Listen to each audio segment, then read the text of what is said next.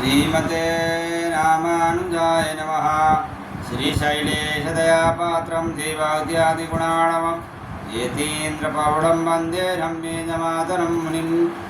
रम्येजमातृयोगीन्द्रपादरेखामें सदा तदा एतात्मसत्तादिं रामानुजमुनिं भजे। लक्ष्मीनाथसमारम्भं नाथयामुनमध्यमाम् अस्मदाचार्यपर्यन्तां वन्दे गुरुपरम्पराम्। श्रीमच्छठारियतिराजकृपावलम्बं सौम्योपयन्त्रि गगनाद्रिमुनीन्द्रभक्तं वेदान्तयुग्मविशदीकरणप्रवीणं रामानुजं यतिवरं गुरुमाश्रयामः। श्रीमद्काश्यपवंशमध्यगगने श्रीचन्द्रवद्भाषितं श्रीमद्वेङ्कटनाथसेवनरतं बाणाचलोपासकं श्रीमद्सूदनार्यकृपया सम्प्राप्य मन्त्रादिकं वन्देऽहं पदवार्यमाधवगुरोः पादारविन्दं सदा। जय श्रीमन्नारायण। श्रीमद्जगद्गुरु रामानुजाचार्य कृत श्री भाष्यम में हम लोग सत्संग करते आए हैं, तो आज भी सत्संग लेके बैठ गए।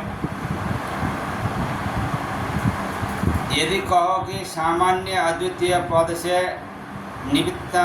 निमित्तांतर मात्र के निषेध का अर्थ कहाँ से ज्ञात कर लिया,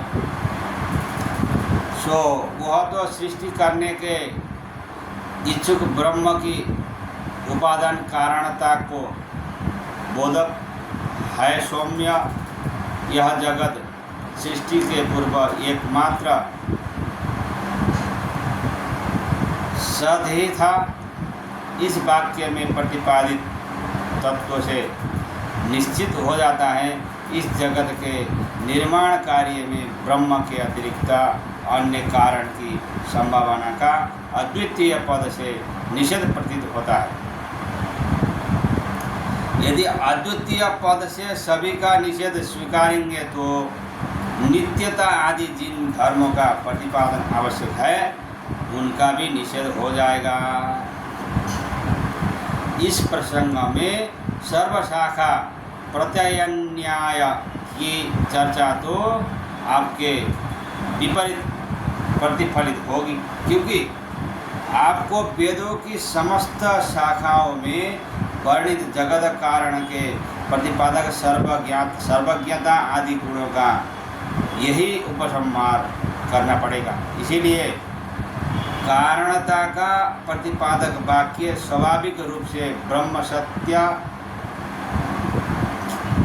ज्ञान अनंत स्वरूप ऐसा सविशेष का ही प्रतिपादन करता प्रतीत होता है।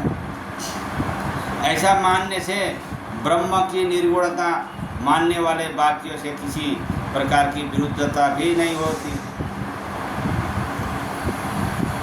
निर्गुण संपर्क रहित अखंड क्रिया इन शांत आदि वाक्य प्राकृत है गुणों से राहित्य के सूचक है। ज्ञान मात्र स्वरूप की प्रतिपादक श्रुतियाँ भी ब्रह्म की ज्ञान स्वरूपता को बतलाती हैं। वह जो ज्ञान स्वरूपता है वह केवल निर्विशेष ज्ञान सूचक नहीं है, अपितु ज्ञाता की ही ज्ञान स्वरूपता की सूचक है। ज्ञान स्वरूप उस ब्रह्म की ज्ञान स्वरूपता मणि सूर्य प्रदीप आदि की तरह प्रकाश गुण विशिष्ट मानना ही सुसंगत है। ऐसा पहले कह भी चुके हैं, ऐसा पहले भी कह चुके हैं। ब्रह्म की ज्ञात्रिता तो सभी श्रुतियाँ बताती हैं। जो सर्वज्ञ और सर्वविद है उसने विचारा, उस देवता ने विचारा, उसने विचार किया कि लोगों की सृष्टि करूं।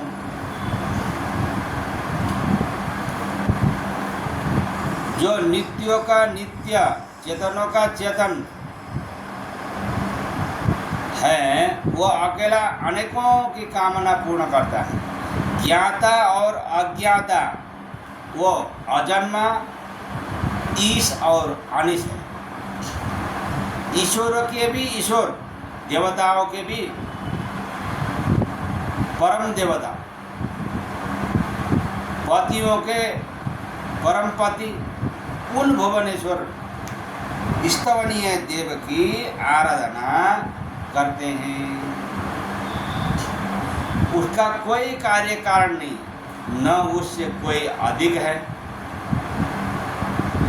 और न समान है।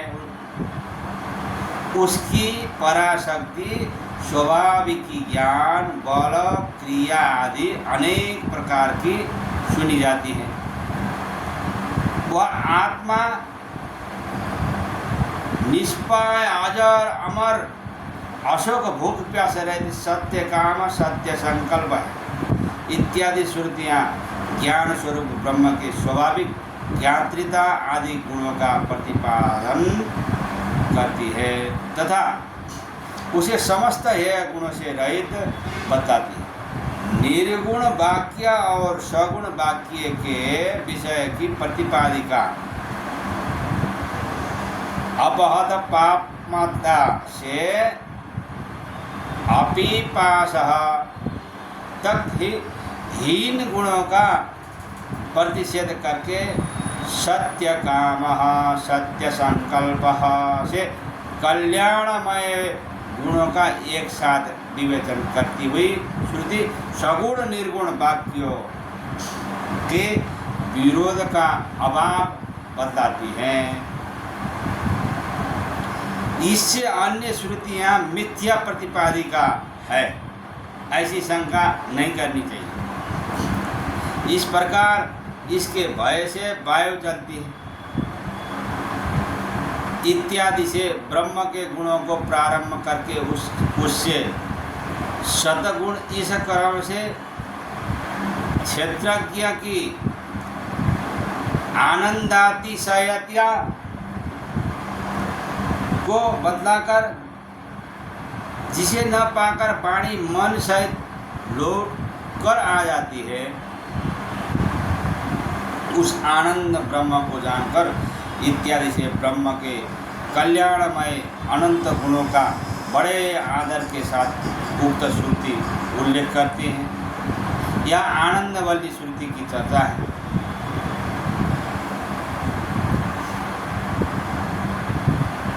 ब्रह्मज्ञ पुरुष विशेषज्ञ ब्रह्म के साथ समस्त काम्य फलों का भोग करता है। ब्रह्म ज्ञान फल को बतलाने वाला यह वाक्य परब्रह्म के अनंत गुणों का प्रकाश करता है। ब्रह्मज्ञ ब्रह्म के साथ सभी कामनाओं को भोगता है, अर्थात जिनकी कामना की जाए ऐसे कल्याणमय गुण ही काम्य है। ब्रह्म के साथ उन कल्याणमय गुणों को ही प्राप्त करना है। दहर विद्या में उसमें जो अंतर है वह अन्वेषणीय है। कहे गए इस वाक्य की तरह गुण प्राधान्य को बतलाने वाला शब्द है। फल और उपासना के प्रकार की कथा इस लोक में पुरुष जैसा प्रयास करता है, मरने पर भी वैसा ही होता है। इस श्रुति से ही सिद्ध है, इस श्रुति से ही सिद्ध है। जो वो विचार करते हैं कि विचार से अतीत है, वही उसे जानते हैं। विशेष रूप से जानने का दावा करने वाला कुछ भी नहीं जानता। इस वाक्य में ब्रह्म ज्ञान की अविषयता कही गई है। यदि ऐसा मान लोगे तो ब्रह्मवेत्ता परब्रह्म को प्राप्त करता है, ब्रह्मवेत्ता ब्रह्म ही होता है इत्यादि ज्ञानपरक उपदेश वाक्य व्यर्थ हो जाएंगे। जो ब्रह्म को अस्तित्वहीन मानता है, मानो वह स्वयं ही अपने अस्तित्व पर शंका करता है, तथा जो उनका अस्तित्व स्वीकारता है उसे ही वास्तविक ज्ञाता जानो। इस श्रुति में ब्रह्म विषय के ज्ञान के सद्भाव और अभाव से आत्मनाश और आत्मसत्ता की बात कही गई है। इससे स्पष्ट है कि ब्रह्म विषय के ज्ञान को ही मोक्ष के लिए सारी श्रुतियाँ स्वीकारती हैं। ज्ञान को उपासनात्मक तथा उपास्य को सगुण कहा जा चुका है, जिसको न पाकर मन सहित वाणी लौट आती है। इस श्रुति में ब्रह्म के अपरिमित अनंत गुणों की निस्सीमता को अकथ्यता और अमाननीयता बतलाकर गुण और परिणाम से सीमित परिच्छिन्न मानने वाले लोगों को ब्रह्म तत्व से अज्ञात बतलाया गया है। ब्रह्म तो स्वभाव से ही अपरिच्छिन्न और अनंत है। उक्त श्रुति का यदि ऐसा अर्थ नहीं मानेंगे तो उसी जगह यस्या मतम तस्य मतम विज्ञातमभिजाना जानताम, इस वाक्यांश में जो मतता और विज्ञातता बतलाई गई है वह व्याकरण विरुद्ध सिद्ध होगी। और जो दृष्टि अनुभूति के साक्षी और मति के प्रकाशक को नहीं जानता, इति श्रुति में अनुभूति और मनन के दृष्टा और प्रकाशक ब्रह्म के अतिरिक्त किसी अन्य का निषेध किया गया है। इसका तात्पर्य ये है कि जो पुत्र की आत्मा को स्वतः चैतन्य न मानकर इंद्रियों की विशेष चेष्टाओं से उसमें चैतन्यता मानते हैं, उनके सत में आत्मा चेतन होते हुए भी अचेतन है। ऐसी कुतर्क बुद्धि से जो आत्मदर्शन और मनन करने की चेष्टा न करके अपनी दृष्टि और मति को ही दृष्टा और मनता समझता है, उनका निराकरण किया गया।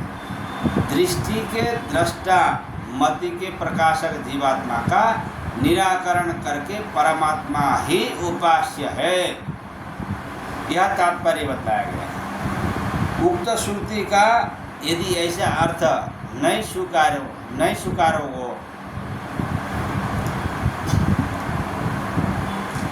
स्वीकारोगे तो विज्ञता को और किससे जानोगे? इस श्रुति में कही गई परमात्मा की ज्ञात्रिता से विरुद्धता होगी। ब्रह्म आनंद स्वरूप है।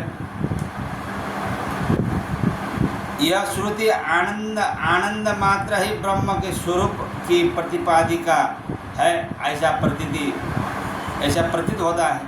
यह कथन तो ज्ञानाश्रय ब्रह्म को ज्ञान स्वरूप बतलाने वाली श्रुतियों से ही कट जाता है।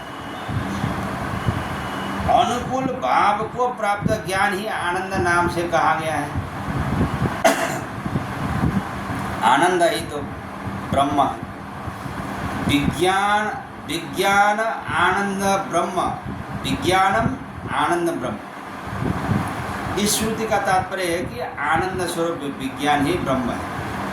इससे आपका अभिमत एक रसता का सिद्धांत भी संगत हो जाता है। इस ज्ञान स्वरूप की ज्ञात्रिता भी सैकड़ों श्रुतियों से ज्ञात है।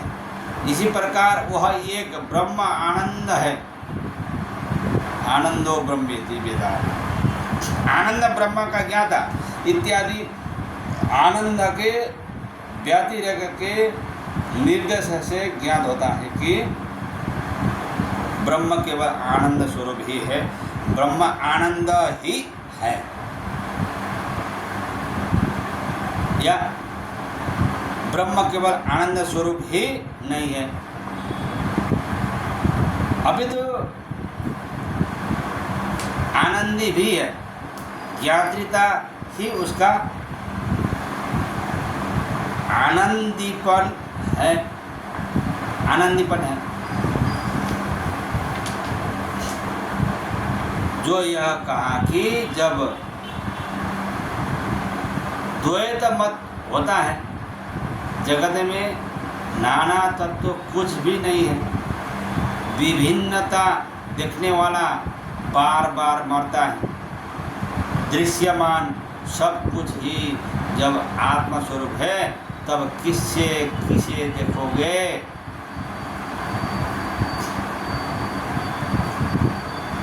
किससे किसको देखोगे?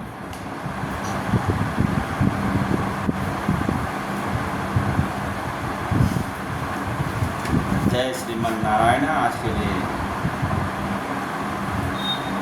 हम लोग यहीं तक पूर्ण करते हैं। अस्मद गुरु जय जय परम गुरु जय जय श्री सर्व गुरु रामानुज जय जय रामानुज जय जय यतिपति जय जय श्रीधरणीधर फणिपति जय जय षठरिपु जय जय कारिसेनु जय जय श्री विश्वसेन मुनि सेनापति जय जय सारायोगी जय जय भूतयोगी जय जय श्री महादायोगी जय जय